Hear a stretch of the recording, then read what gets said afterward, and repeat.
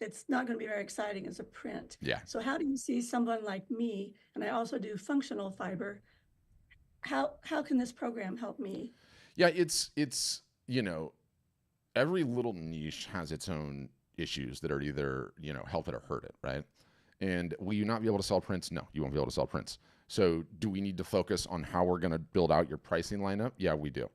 Like my opinion, okay, knowing, I forgot to turn my lights on, knowing how difficult the marketing is that you guys as creators, you need to have things set up correctly to get the highest ROI out of the thing that you find most difficult to do, which is the marketing. So what do I mean by that? I want to see prices in your store from 0 to 100, 100 to 1,000, 1,000 plus. So we need to create a range there. Now it's a little bit easier with wall art to create that range because obviously you can do prints on various different sizes and various different mediums until you step up to your originals, right?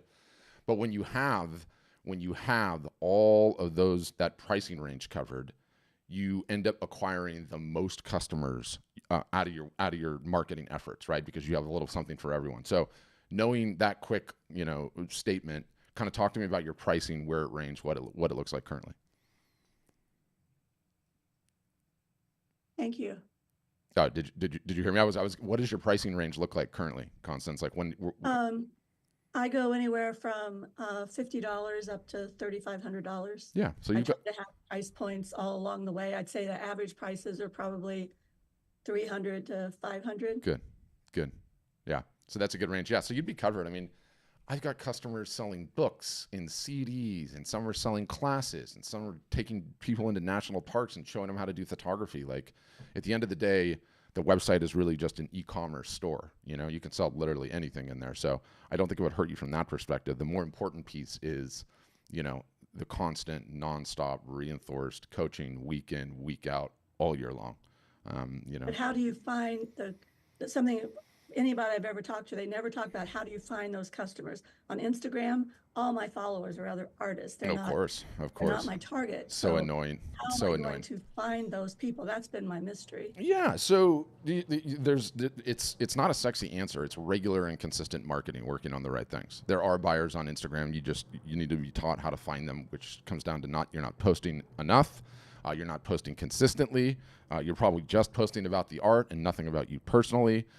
So the social platforms can be quite helpful, and then we sort of specialize in a form of leveraging giveaways, i.e., you approach an account that has a ton of followers that would likely have buyers of your type of work, right? And you say, hey, I really love this account, love to do a giveaway with you. Do you want to just give something away to your followers? Okay. And you do enough of those, and it ends up becoming like it's essentially ads for artists and photographers. And if you want, Constance, because I don't think I'm going to include this in the email on my podcast, it's called the Art Marketing Podcast. It's on Apple. It's on Spotify. I think it's also on YouTube too. There's an episode in here called number 55. Okay, I already know it's 55. Um, and it's the title of it is "Smart Artists Don't Run Ads. Instead, They Do This." I want you to listen to that. Listen to 55 and 56. Those are the two numbers, and that'll kind of lay out and give you some ideas and really get you going creatively. Thanks. Yeah, my pleasure. Thanks, Justice. All right, next up is David. Go ahead, David. You'll need to unmute. Just click your mic. Yep, gotcha. Yeah, just about costs Yeah, with our storefronts. yeah, As you can see, I'm a young guy, yes. uh, but I'm just now starting to think about selling. Mm-hmm. I have sold a little bit before. Okay. You said before that an artist who signs up with you gets 100% of sales. That Art Storefronts doesn't take a piece of it, where a gallery is going to take 50%. Yeah. Um, how does that work? I mean, in other words, I understand that just from some of the emails I've gotten, there Mm. are fees up front, and those are the fees. There's a you charge for your service. Is it a basic Yeah. So one the easiest way to think about it, and admittedly, we've never been fantastic at articulating this, which is why we make you jump through the hoop of going and getting the demo. We really need to get better at it. But the easiest way to think about it, technology solution, okay, great. And then postgraduate university that just teaches art and photography, business, and marketing all year long. We have 9+ Zoom sessions just like this one internally every single solitary week. Week in, week out, never stops. What holidays to pay attention to? how to post on Instagram, how to post on Facebook, how to email market, how to think about sales campaigns, how to capture emails, how to leverage QR codes. And it never, ever stops, because in this weird world that we live in, these social media sites are constantly moving the goalpost every single solitary week, right? Okay, so you're Yeah. you're essentially coaching. You're not Oh, yeah. actually marketing our work. Is that correct? Correct. Yeah. Okay. Correct. You're Now, teaching us how to do all this. Got it. exactly right. But Okay. the long and the short of it is, like, our evolution is we figured out artists don't want to market. They don't ever want to market consistently. They just want someone else to do it. And that's like the paradigm of the gallery model, right? So that's like what everyone's had, like, traditionally forever and ever and ever. And Okay. so we keep taking steps with our software to do more and more and more. So one of our most recent updates is this thing called Copilot. And because we have control of your website, we have access to all your email addresses, we have access to all your images. We then have you authorize us to integrate with Facebook, integrate with Instagram, and we do some of the marketing for you. And I stress some, because you have to tell your story a little bit too. You have to be featured, right? And so we can't do that stuff. But we kind of behave like the gallerist, for lack of a better term, rotating through your collections. When it's time to run a sale, we'll run the sale. We'll turn everything on, turn everything off, send all the emails, all of that kind of thing. So we are moving a little bit closer to that. But part of it terrifies me, because our customers that get on it are like, "Whoo! Now I don't have to do any marketing." And I'm like, "No, yes you do. You've got to tell your followers who you are, what makes you interesting, what makes you tick. Like, I need to be bonded to you somehow, and that's not going to happen if I don't know what you look like. If you don't tell me your story, like what you're into." So yeah. Okay. Thanks. Yeah. All right. Next up is Sunny. Gonna get you. Go ahead, Sunny.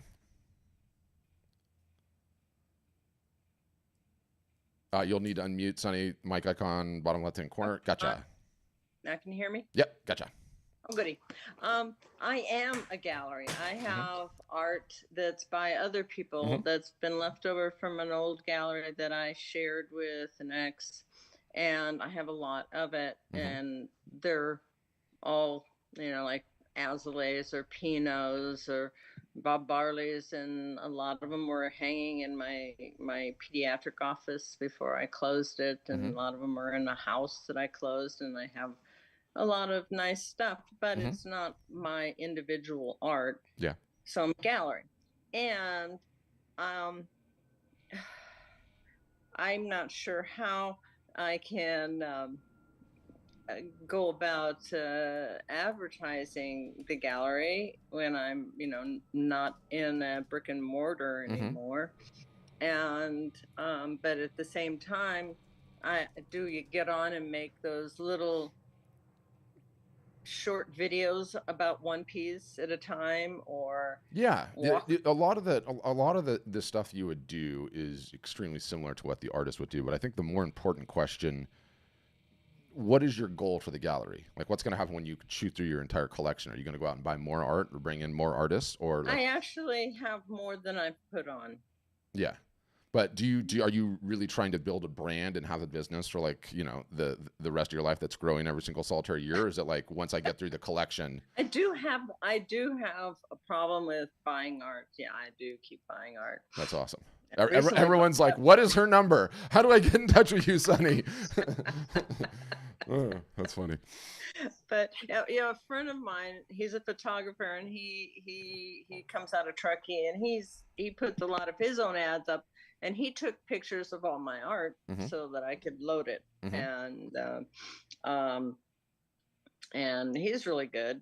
And I know a couple of friends, because I had an art gallery. GM Asley is a friend of mine. I visit him, and I know Scott Thompson, and I know a lot of people that do art, but I'm trying to sell my art, and yes, I will run out, and then I'll close. Yeah. So or I will sell functional medicine. Got it. Well, yeah, one or the other. Maybe both functional medicine and art gallery at the same time probably would work pretty well, depending on where you are, right? Yeah, right. Yeah, I mean, we could help. My only concern for you is because it's not a brick and mortar spot, and you don't have the intention to doing that. Like, the hardest is when you get started, because for a while you have to build the brand and get some name recognition and let people know that it exists. Well, right? I do have my name. Yeah.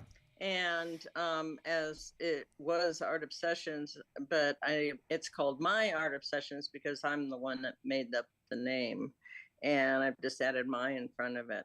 But oh dear.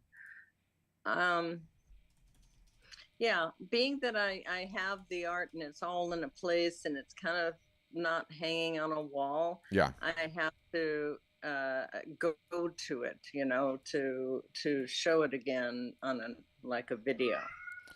Yeah, I think if you want to build the business and you want to have it going, then we would be a great fit, and you could do that. I think, the early years of building that brand and getting it going are going to be the hardest. And so my main concern is, like, I don't want you to have to go through all of that, and then you're like, okay, well, I only have 6 pieces of art left, and now I'm good, right? Like, you would have to keep the thing going, because especially if you're moving the work, Right. Yeah. Well, yeah, I've got 60 pieces so far, so, and more that I haven't sold that I like Yeah. too Yeah. much. Yeah, literally, people are going to start tracking you down that are watching this, because everybody wants an art buyer and collector, right?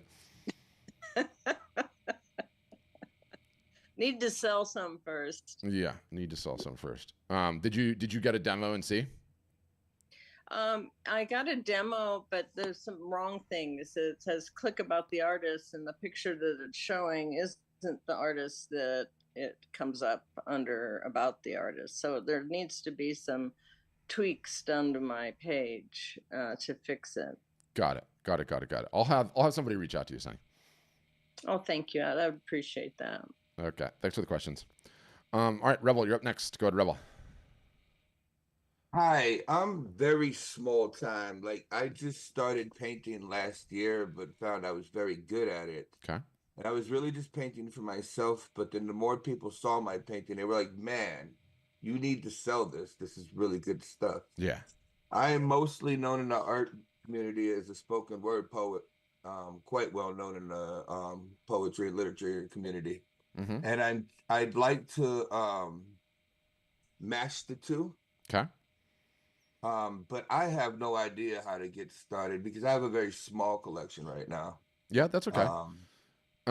You only need one to start, right? Like, you literally only need one to start. Number one, okay, Rebel, I want you to learn this. Man, this work is so good. You've got to start a business. You've got to start selling this. You know what you're going to start replying with? How much are you going to pay for that piece? Make me an offer. I take cash, check, MasterCard, PayPal, Bitcoin, whatever, right? Anytime someone compliments you on the work, go immediately into selling mode, because it's just a good habit to have. How are you promoting the spoken word stuff? Do you already have a good social media following on all that? Well, I hosted a online open mic show for about a year and a half. Oh, very cool. And then that kind of after the COVID stuff, that kind of fell by the wayside. Mm-hmm. Which you think it would have picked up during COVID, people at home and stuff. Yeah. But I've been writing poetry and doing spoken word for about 7 years, and I'm very good at that. I'm even confident enough to pat my own self on the back and be like, you're the boss. I love it. I love it. But just putting it out there, I do open mics around town. I live in Michigan, and right outside of Toledo, Ohio, there's a ton of open mics. Mm-hmm. And there's a big community for artists there. With such a small collection, I maybe have 6 or 7 paintings, but I have thousands of poems. Yeah. I don't really know where to start, but I like what you told me right there. That's an approach I need to become more comfortable with. Yeah. Oh, 100%. But you shouldn't you shouldn't wait. You should start getting the work in front of as many eyeballs as possible. Leverage any of those in-person appearances as you can, and try to start selling it immediately. Don't wait. One piece is enough to start an art business with. One, right? Roger. Yeah. So when you're selling your painting, like, how do you know what to go off of? Like, how long it took you to do it, or? Yeah, early on, you just want the work to sell. Okay. Period. End of sentence. And so, a great strategy when you're just getting started, and especially in your shape when you're like making these pieces and people are telling you they're so incredible, just go, all right, make me an offer. Okay. and then shut up. Don't say anything. Make me an offer, and then just shut up. The shutting up is the really hard part. Don't nothing. Say nothing, right? And then you could start getting some offers coming in and seeing where it is. You know, there was this like Hungarian author / artist that interviewed Picasso, and incredible book. I don't know why they haven't reprinted it, but it's anyway. He's like, what's the secret to selling? This guy's asking Picasso this is his own advice, and Picasso's like, early on, my drawings did not command high prices, but they all sold. The art must go out into the world. And I find that to be so profound. You've got to sell early on. There's no magical formula, time spent, this, that. Are people willing to part with their hard-earned cash to buy it? And you'll never know until you start asking, right? Yeah, I lost your audio somehow. You muted yourself, Rebel. That's what you did. Hold on. I got to find you again. Zoom's always moving things around. Yep, got you again. Thank you so much for that. I think that was really the stepping stone I needed to have enough confidence to put myself out there. I just, not knowing how to approach a situation like that, I've always just hid under a rock when it came to my art. So, yep, no hiding under a rock. Thank you so much. All right, thanks, Rebel. Okay, next up is Laura. Then I'll grab you next, Cressa. Go ahead, Laura. You'll need to unmute. I'll let you know when you get it. Okay. Gotcha. I got it. Yeah. Hi, how you Hi. doing? I'm Laura from Philadelphia. Nice to meet you. And I have an organization, Key Time and Place in my photography. Mhm. And then my other part is My Life, Our Life Story, did with photos, storytelling, and medical history. It's a journal. Okay. So I've been trying to establish, because most of my pictures are historical pictures from heroes that within in the Philadelphia area that were, passed away, because I was a journalist, photographer. Mhm. So I got to capture a lot of pictures like Colin Powell and, some great landmark people that were in Philadelphia. Mhm. But I also take the poems and I make glass and put them on glass. Cool. I mean, I can show you one, I have one on my desk. But I want to know, what's the best way of marketing it? So is there a certain formula I should use to market my prices, or should I have them pre-made, or should I have them made where people can buy them already made? Yeah, my advice for you is sort of the same as Rebel, right? Like, the amazing thing that we have going on in today's day and age is that people are carrying these around all day long, everyone glued to it, looking at it nonstop, right? And so we have this ability to be able to reach people on here, which is an incredible thing. So what I would do, do you have an Instagram account already? Yeah. So start posting them on Instagram. Okay. And use the same strategy that Rebel did. Like anytime, start doing some regular and consistent posting on Instagram. Post 3 times a day for 3 months and do not quit. 3 times a day for 3 months. I know you've got all kinds of ammo in your archive, right? And if somebody's really, really positive, do the same thing Rebel did and said, well, if you like it, make me an offer. And then shut up and see what happens, right? Like that's a great way to get started early on, and especially for you to iron out like how you're going to price things and how you're going to approach that. But you muted again too, so I'm going to unmute you again. Hold on.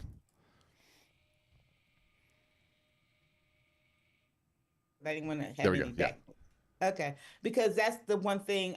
Like I have a shared space, so I made one thing with it was a poem, lift every, not is the poem, well, it's a song, lift every voice and sing, and then I had these hands, and it's made out of glass. Mm-hmm. Let's see if I can show it to you. Yeah, show it to us. Okay. Whoa. And I have one of Colin Powell. Let me see. I'll show you the Colin Powell one since it's in my hand. And see. Yeah, your green screen zoom effect is going to make it a little weird. It's cool looking though. Yeah, and it's me and Colin Powell, and that's people like that one because that was taken when they didn't allow cameras, and I took it, and then I never posted because I didn't want to get people getting mad at me. Yeah. So, You didn't want to get in trouble, but now you've got it, right? Yeah. Yeah. And this one and that one, and everyone loves it, but I want to start not just making them and keeping them in my office. I wanted to start selling them. So 100%. Another great way early on is like, and this one's framed. Okay. try to do a show or a fair, something local in Philadelphia. You know what I mean? Where I've seen like you can do this completely guerrilla status, okay, or you can do it in a more formal status. Let me explain the guerrilla.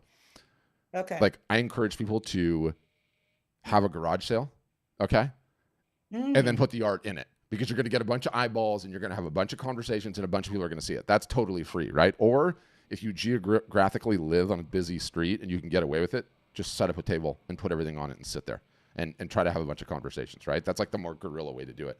Or the more formal is commit to doing a fair or a show, right? And all you have to do is get a table, your creations, sit in that chair, talk to a bunch of people and see how it goes. Because what's going to happen if you get that feedback and you sell those pieces, do you know how much energy and effort you're going to want to put into this afterwards? Oh, you're going to be revved up and fired up, you know? So getting those first sales, everyone's like always looks for the digital way to do it. And the fastest way to do it, the best way to sell art, you guys, is in person, face to face. Always has been, always will be. Doesn't mean we don't need websites, okay? Because they do some incredible things for us. But in person, face to face is always the jam.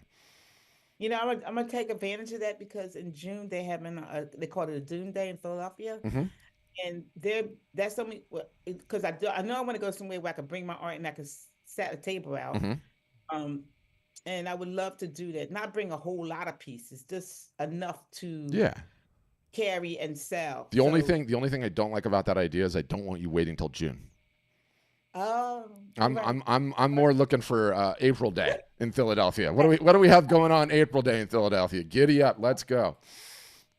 Okay, I like that. I need that. Yeah, I need that because I just finished my podcast today. So very good. Start talking about it and start posting it. Yes, I think that's an excellent idea. I'm going to look at my artwork and start ordering it and get it ready. I like it. And then you come back and tell me how it all went.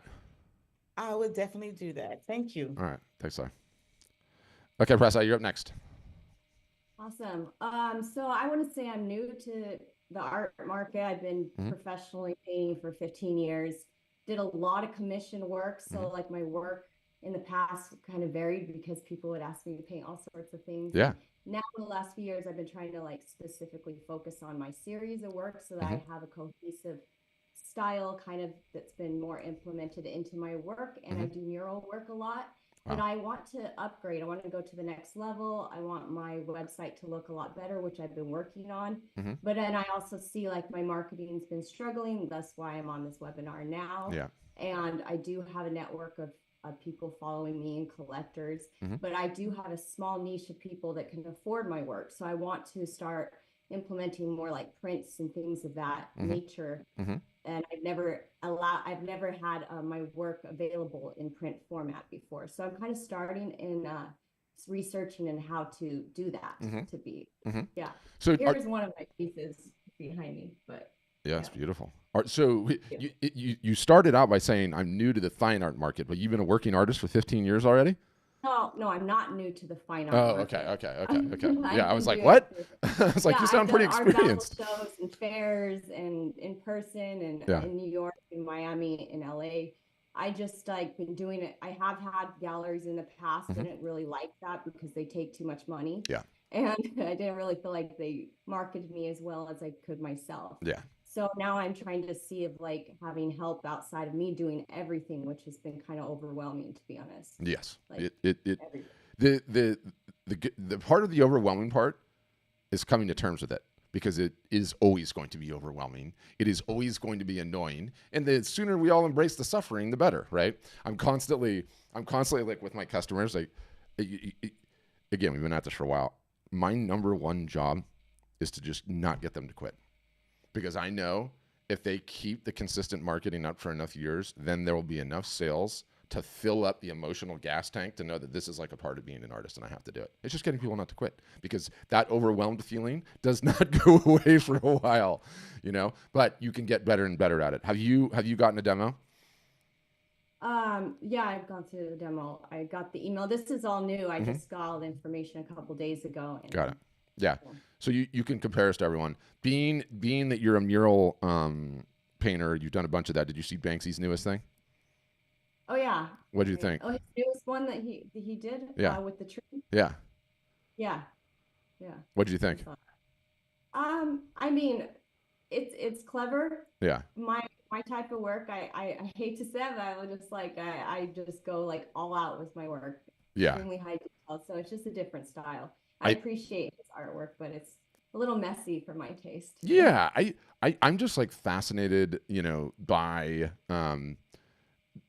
by his it's not necessarily like I would buy it to put on my wall, but I'm just fascinated by the whole story. I'm pulling it up right now. He actually went to Instagram to confirm that it was him that did it, which is kind of interesting. But it's just basically this dead tree, and then behind it he painted this stuff, and then painted this gal with like a little pressure Other spray. use of space. Yeah. But I personally wouldn't put that on my wall either. Yeah. So. What I thought was really, really interesting, though, and why I find him so fascinating is everyone that lives in the building is terrified because they now think they're going to raise rates just because there's a Banksy on the side of it. And I was like, oh, that is such a power flex. Like, you go and graffiti the side of a building and they're potentially raising rates because you're such a big deal, which is amazing. Well, we can definitely help you. You got to learn to love telling your story on Instagram. You have to. I do have a following on there. I just don't love social media. I am a social media expert, and I hate social media. I hate it.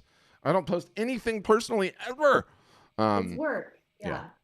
Yeah. It is work. But the one point that I love, like, driving home to people is why you have to learn to love it is if you guys are on an Apple, like, go to your screen time report. This is my demo phone, so it's not going to show it. But just if you need a reminder, okay, why it's so important, go to your screen time report and see how many pickups you're doing in a day. If you go see all activity down here, it'll tell you how many pickups. And so you can see on this one, it says 32 pickups. Do you know it's like 150 to like 200 per person every single solitary day? That's how many opportunities you guys have to get your art in front of people. So it's very, very important. But anyway. Yeah, I post on social media. I have a pretty decent follow. People like my work. I think the problem that I have is that my price point is too high for most of the people that are viewing my Instagram posts. Yeah, well, the prince will help out with that. Yeah, the prince will help out. To have like that mid-tier, low-tier kind of like You have to. So I have this crazy guide on pricing, and I'll send it to you. Okay, I'm going to send it to everyone after this. But the whole point is one, you have to have 0 to 100. You also have to have non-wall art in the lineup, okay? We integrate with merch partners. I don't care what it is. I have some customers hand paint wooden spoons. I think cell phone cases are epic. And everyone's like, so I'm a fine artist. A chintzy cell phone case? Why don't you see my earlier story about how many times most human beings pick up their phone every day? You don't want your work seen 200 times a day, 7 days a week, working, vacation, time off. I mean, that's a genius thing to do it, right? But the reason, yeah. I just don't know how to do it yet. Yes. I just started. But the reason that you need the range, okay, and this is one of these infuriating things that they don't teach in art school, okay, or photography school. There's only 3 ways to grow an art photography business, okay? 1, acquire new customers. That's the one everyone talks about all the time. Everyone focuses on, how do I find a new customer? How do I find a new customer? 2, increase your AOV. AOV stands for average order value, okay, which raise prices, right? Or, hey, you just bought that. Do you want to add this to your order for another such and such? That increases AOV. The third is getting customers to come back and buy again. Repeat business. And a fundamental tenet of the art business is the easiest customer to get is the one you already have, i.e. it is way easier, okay, to get an existing customer to come back and purchase again than it is to get someone to purchase for the first time. And when you realize that, you're like, whoa, most artists will like go through a year and sell like 6 or 7 pieces, right? And that's like a great year. And sometimes even less than that. Because you don't have these cheaper price points. Then you go and get the cheaper price points, and all of a sudden, you're acquiring 300, 400, 500 customers a year. Well, guess what? That's a huge email list that you're marketing to. And your art is now in those people's lives all the time. And some of those folks are going to come back and become collectors, and that's the game. That's it. Are you growing your email list throughout the year? How many new customers are you acquiring? And for you, because you're young, do you know what happens if you get this right now? And it starts compounding year after year after year? Like, you know, my goal for you would be that by the time you hit 40, you have 10,000 people on an email list, right? Like if you've got that, your business is just going to keep going year after year after year. And it's, you know, I don't know how much of the presentation you were on, the whole thing, but you know, the Hotel California thing is real. You can check out anytime you like, but you can never leave, right? Like artists never stop creating and wanting to have an art business. And when you look at how much time you have, okay, like several decades, you start getting it right now and you're going to be cooking with gas. You know, way more opportunities, way more everything. We can definitely help you. I think you should sign up. Genuinely mean that. All right, thanks. Yeah. And I'll send the pricing guide, and you definitely need to get those lower price points immediately. Because the other thing too is like, you know the bell curve, right? There is a socioeconomic bell curve, okay? Low income folks, lower middle class, upper middle class, high net worth individuals. You have to have something for everybody in there. You have to. Because number one, that bell curve is not fixed. There's people that are going to move up it and down it all throughout their lives, right? The person that's just liking and commenting and sharing, and maybe they'll buy a sticker from you or a small photo book or a coaster, take your pick, one of these non-wall art things.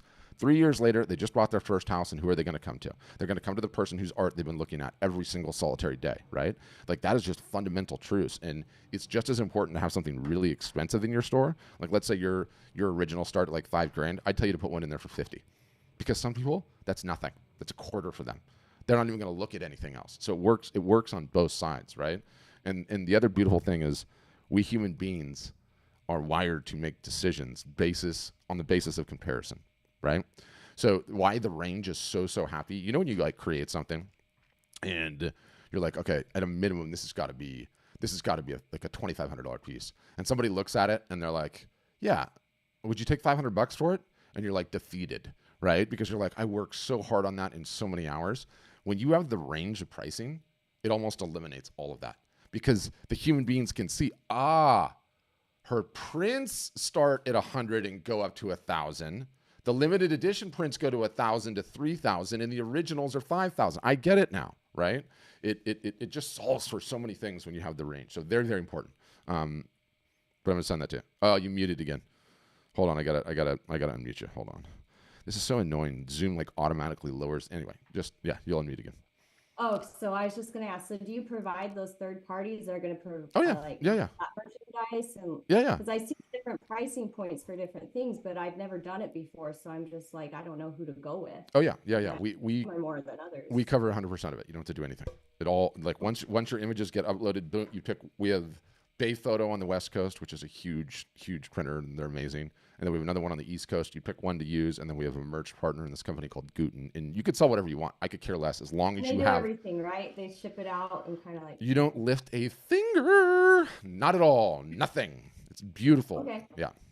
Cool. Wait. So you haven't seen a demo then, or you have with us? You saw the software, the plans, the packages, all that, or no? I haven't seen the plans or packages. Okay. I'll have somebody reach out to you. I'm gonna make a note, so don't forget. I have a call after this with somebody. Oh, well, then I don't have to do anything. Wonderful. Yeah. All right. Check that out, Right, Preston. thank Thanks. All right, Gordon. And let me know if I said that correctly. Oh, it's Jordan. Jordan. Okay. Yeah, I just spelled with the G. Oh, I see it. I appreciate what you were saying about price points, because for some reason that never occurred to me. Yeah. And for context, I'm a student artist, and I've mostly been outsourcing my artistic labor to my schooling institution. Yeah. And I haven't been getting compensated in the way that I would like to, since it's mostly for either leisure or for assignments or whatnot. Yep. And so I guess my question is, I've built like my website. I have like a network of people, but I'm kind of struggling with marketing myself to like trying to build connections with local galleries and reaching out to them, trying to figure out how I can like actually put my work in there physically. Yeah.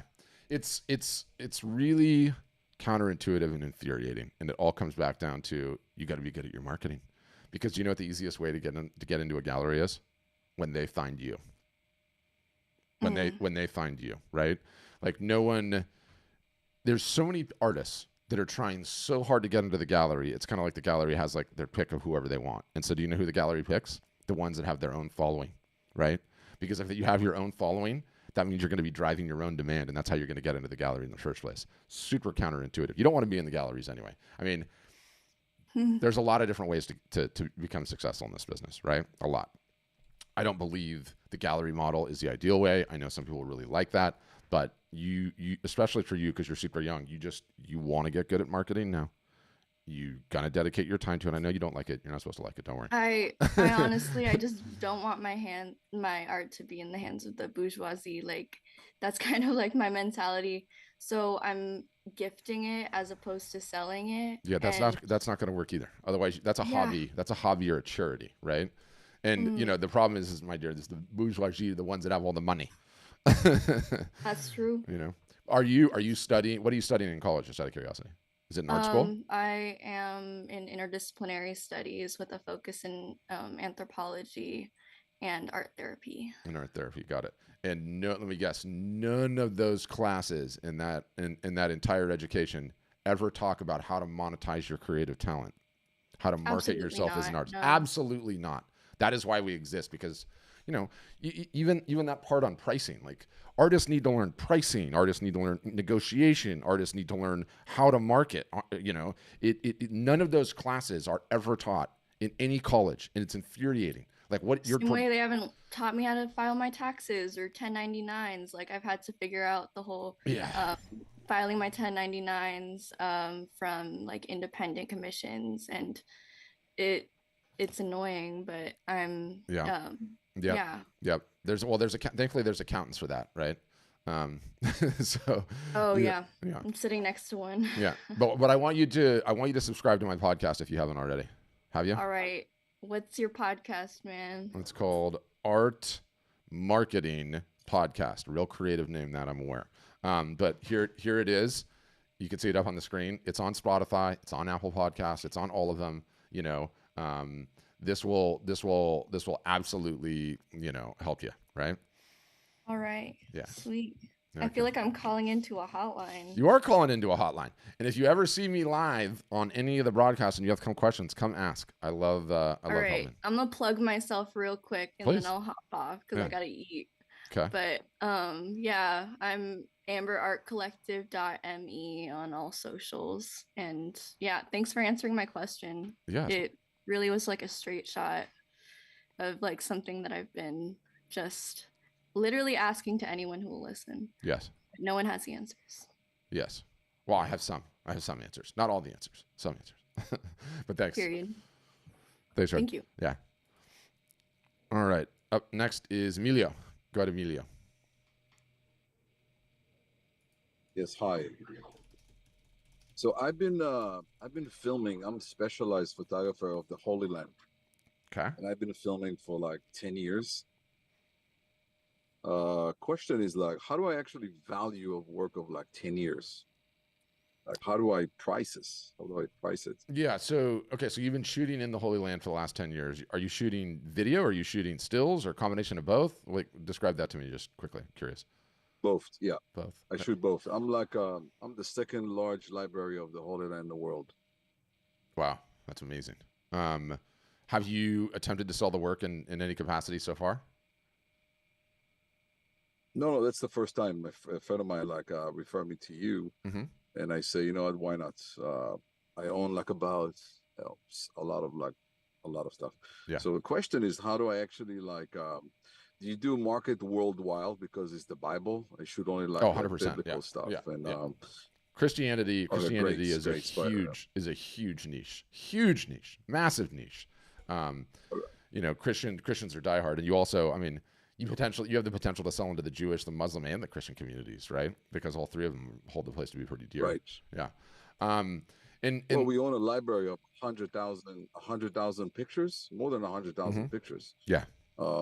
Question is like, how do you actually like how do you value the pictures? What do I have to do? Yeah, so the valuing of the pictures is utterly, totally, and completely irrelevant. The only thing that matters is will they sell or will they not sell? And you'll never know unless you get the work in front of eyeballs and try. And obviously we can help you do that. But there's not going to be any time-based, you know, I've been at this for 10 years or I have a certain number. Like you have to get that out of your head because none of that matters. There's only one thing that matters in this particular industry. Right. And the brutal truth is, will the work sell or not sell, right? So if I'm you, you know, you do have to start marketing and get some feedback on those Holy Land pictures, figure out which ones are the best ones. And then in terms of the pricing, it's pretty straightforward, right? Oh, we already got a feedback. We already got a lot of feedback. We have tons of feedback. Yeah. I just didn't know like how much to sell it. It's Yeah. I like the same. Okay, let's assume demand is there, right? The demand is there. We sort of recommend, you know, a 250% markup on top of your cost for each print. So off of wholesale costs, right?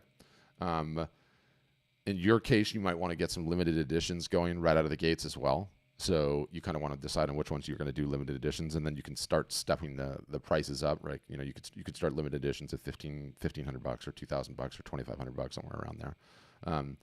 But you just have to figure out if it'll sell. If it'll sell, like the pricing thing is so easy to solve, Emilio, because you can raise and lower them at any point in time.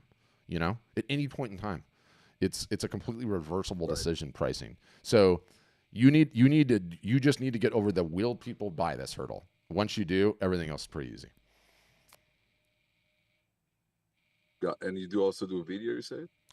We don't necessarily do video. I don't know what your video play with all of that would be, because you know you'd look to license the video content, I think. But you know, if you become known as the guy, you know, who's been in the Holy Land that long and has that big of an archive, my guess is that, you know, the work will end up opening other revenue streams for you.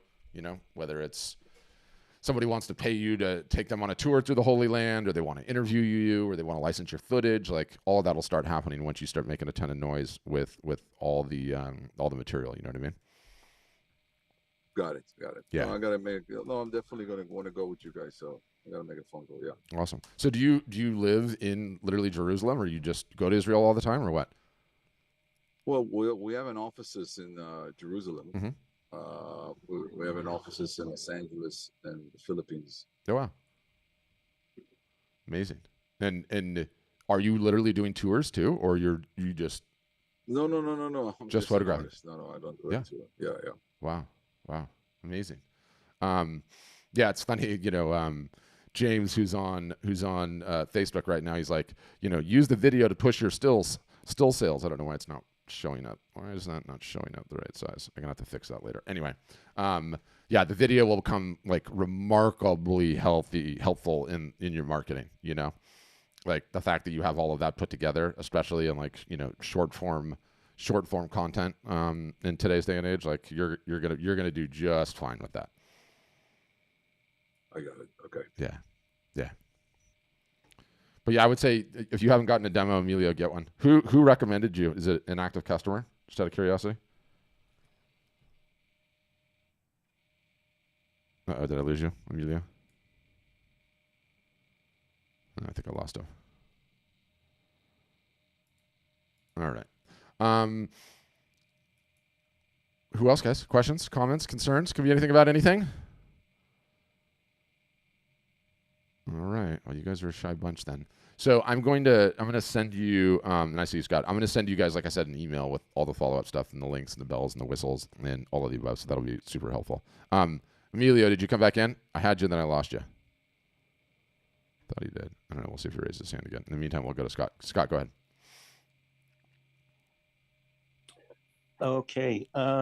First of all, thank you for doing this presentation. I appreciate it. Oh, thanks. I wanted to know what your thoughts are on copywriting and the fact that, you know, images of our work is out there and anybody could grab it and, you know, print out an image from our original artwork. What are your thoughts on that? You got 99 problems, and that's not one. Okay. Not in the slightest. You know, it just doesn't happen. It doesn't happen. And if it ever did, number one, you should celebrate the fact that it did, because it's Okay. such a rare thing. Like I would have a party if it happened to me, and then that's what lawyers are Oh. for, right? Okay. Yeah, that's Like what lawyers free are for. advertising. Yeah. Yeah. It just really doesn't happen in any capacity, you know? I mean, you could of course, if you wanted to, watermark your images, right, on the website at Okay. least, but you know, you're going to have to be marketing on the socials anyway, right? And you know, Yeah. you're going to do that with your work, so it's not like you can watermark things for Instagram all the time. So it's a beautiful thing that you just don't have to worry about, right? Okay. Yeah. Thank you. Yeah, my pleasure. Yeah, Zoom should make it so much easier to share images in the chat. Like, they're finally getting a little bit better. At least we can see thumbnails. But Emilio's sharing some of his images in there, which is cool. Yeah, with all that video archive, you're gonna have you'll find it quite easy to get the marketing going. Trying to think if there's anything else that I need to cover. Don't know. I would definitely also, you guys follow us on Instagram too. We go live on Instagram, myself, the CEO, all the time. And if you ever, and our account is art_storefronts. I'll throw this into the chat so you guys can see it at art_storefronts. But we do literally all of these live broadcasts all the time. So literally anytime that you have a question about anything, you can just come right on and ask and leave a comment, and we answer them all the time. So if you just need help or you have a question about something or you want to get a second set of eyes on things, we do that all the time. And yeah, that's what I would say. Appreciate you guys sticking it out with me till the very end, and I'll send you guys an email shortly with all the follow-up material. And really appreciate your time and hope you learned something. Yeah, and Pressa, that's really cool. You got great work, Pressa. You need to sign up. Very, very interesting. All right, thanks, guys.